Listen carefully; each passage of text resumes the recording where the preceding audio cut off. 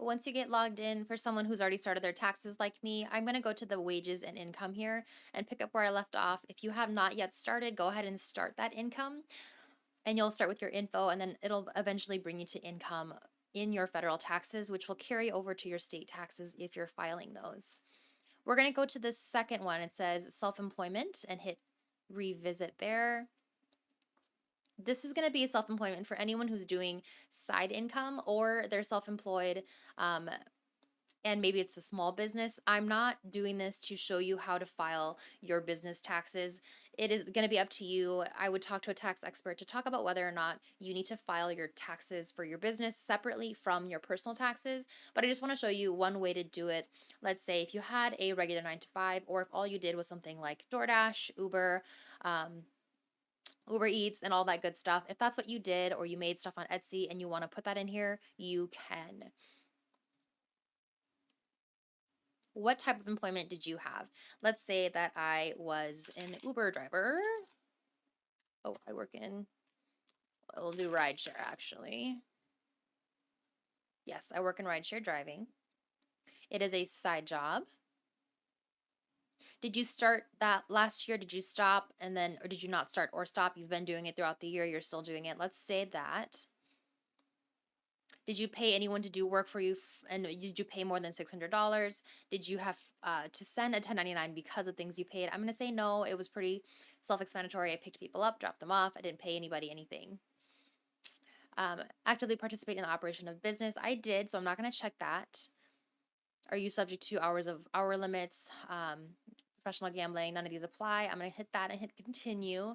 Those questions are going to vary depending on what kind of business field you're in. So don't think that if you don't see those that something's wrong. Nothing's wrong. Keep going as long as it actually describes your business. Let's enter the income for your rideshare driving work.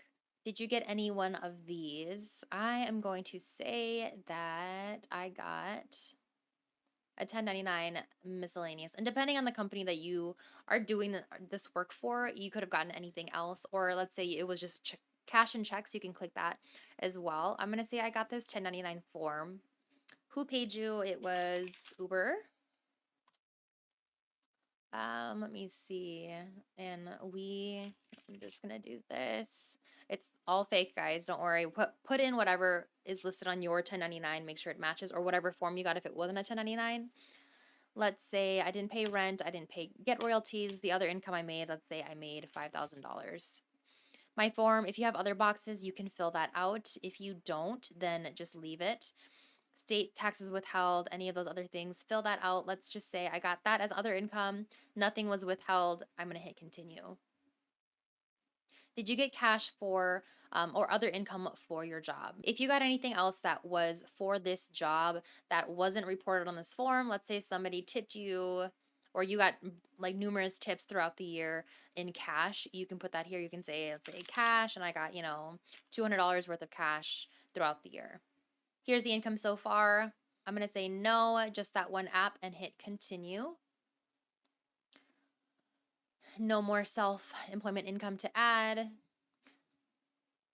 And then this is the good part where everyone was asking me. I got a ton of messages and comments on below about this. Well, how about the stuff that I paid to do this side hustle?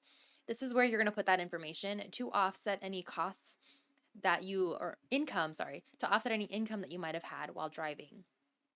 You can't be making this stuff up. You need to have receipts for all this. And I don't mean physical receipts. If you don't have physical receipts, and let's say every day that you started driving for Uber, you wrote down the miles that your car had. And then when you were done driving, you wrote down the miles at which you stopped driving. And that's how you calculated it.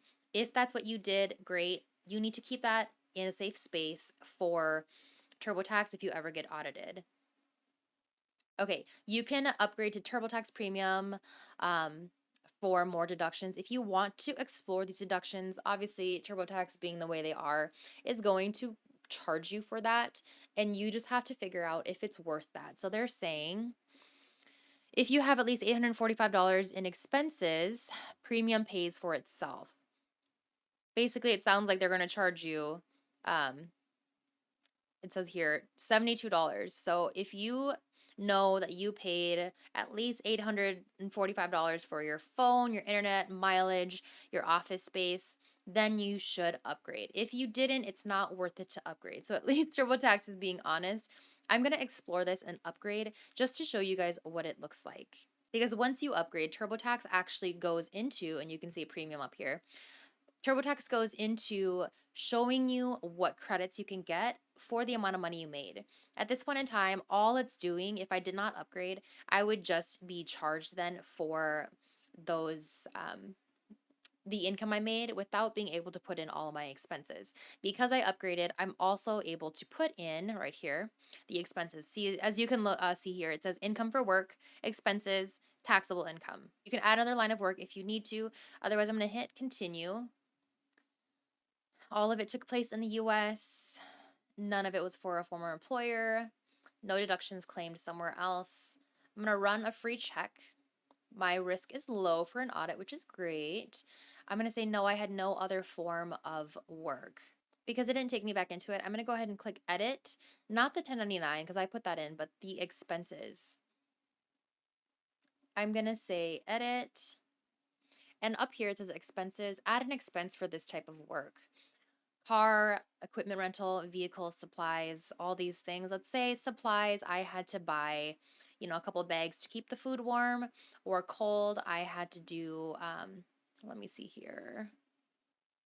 Looks like this is going to be just the car, equipment, and rental, vehicle, mileage is here. So let's do mileage instead. You can, like I just did, expand and see what you did, and then we're going to hit continue. You can look through all the ones that are there for you and select what you need, but we're just going to do these for now to keep it simple so you guys can see just what it looks like. Let's do supplies first, and let's say food storage bags. I paid $50 for them throughout the year.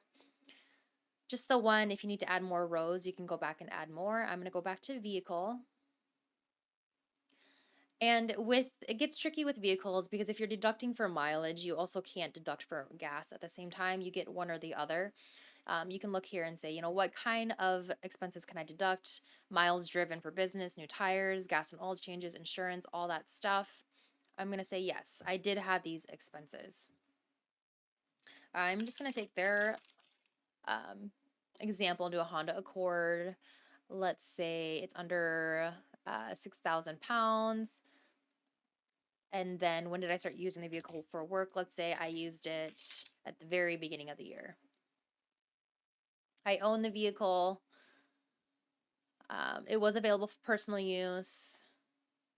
I did not have another vehicle for personal use. So they're trying to determine whether or not all the costs that you're talking about are just for work, or if you might be including or have to take out any miles you might have driven, just to the grocery store for your own use.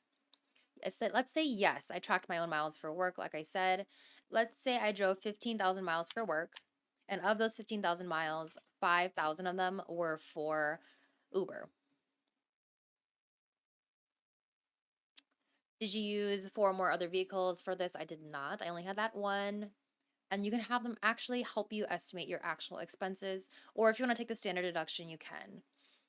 I'm going to do this just to see how it looks. About how much of this vehicle was it worth when you started driving? Let's say it was worth $15,000 when I started driving. How much did you spend monthly on gas for this? I'd say over or 130 to 190, and insurance was under $80. Repairs, I'd say under. I'm going to hit continue. They're going to give you the standard mileage deduction. If your situation's different, you might get more. If not, you could also enter your actual expenses anyways. I'm going to hit continue. Any other expenses for this: parking, toll fees, transportation, property taxes for registration fees, total interest paid on your car. If you have any of these, put them in. If not, it looks like we are deducting that standard deduction, and then we're not going to claim any other vehicle. So those are the expenses we have. If you have more expenses, put them in. If not, hit continue. Any of these business situations, I'm going to say no. Now we're done with this.